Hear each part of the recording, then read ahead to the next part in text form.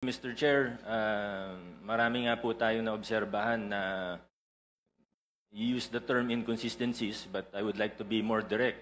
Kasinungalingan po talaga. At lantarang kasinungalingan naman po yung mga sinasabi nito. Hindi naman po bago sa kanila ang pagsisinungaling. Naobserbahan na po natin ito on the record and in public very many times. Sabi nga, dito sa kaso na ito, ang sinungaling ay asawa ng magnanakaw. Kaya ito po talaga yung nakikita natin. Isang very glaring na kasinungalingan ay yung kahapon po sa statement, sa sworn statement po nila, ay na 2 to 3% lang daw ang kinikita nila sa bawat kontrata.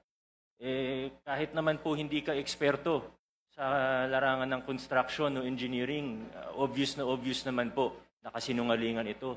Meron pa po, sabi po nila, when Senator Tulfo was questioning them, sabi niya po, minsan daw po, lugi pa daw siya.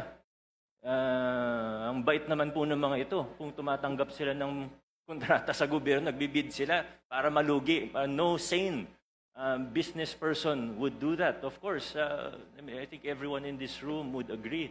Sinasabi nila 2 to 3% yung normal, 5% daw pag sinuwerte. Pag kinumpute po natin, alam ko medyo, Mr. Chair, with all due respect, if we just apply simple logic, it is already clear that they are lying. Although alam ko medyo iba kasi yung logic na ginagamit nila sa universe po nila. Pero pag tiningnan po natin logically, 2 to 3% of even 100 billion, edi 2 to 3 billion pesos lang po ito. Sila naman po yung nagmalaki at nag-flaunt. Pinagyabang po nila yung lifestyle nila. Na sobrang sabi nga po nila sa isang interview, 11 digits. Sabi po nila, pinagyayabang nila, 11 digits. Sabi ni Ma'am Cesara, 11 digits ang assets nila. So hindi bababa sa 10 billion.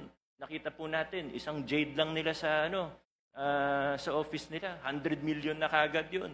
Yung mga sasakyan, if they paid the correct taxes, it would easily reach almost 1 billion, if not more than 1 billion. How will you afford that if you're only earning 2 to 3% profit? Sabi naman nila, wala silang private contracts. Ayaw na daw nila sa private kasi maliit ang kita. Nasa interview din po nila. So, buti na lang po ang isda ay nahuhuli sa sarili nilang bibig.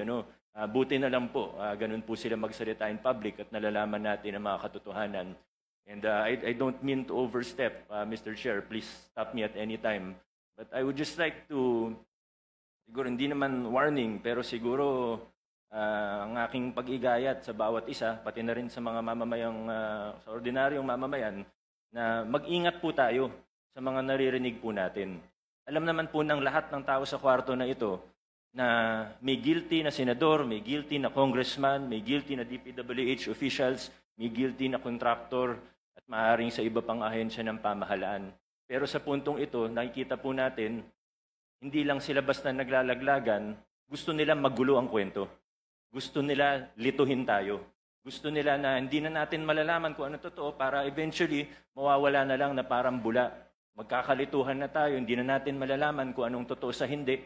Magbabanggit na lang ng kung ano na wala naman silang pruweba o ebidensya. Sa mga pangalan na nabanggit niya po kahapon, naniniwala ako may iba doon, totoo.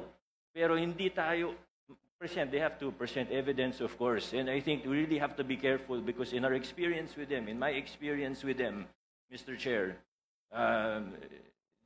these are people who are really capable of lying without batting an eyelash. So we have to be very careful in how we proceed. Thank you, Mr. Chair. Mr. Chair.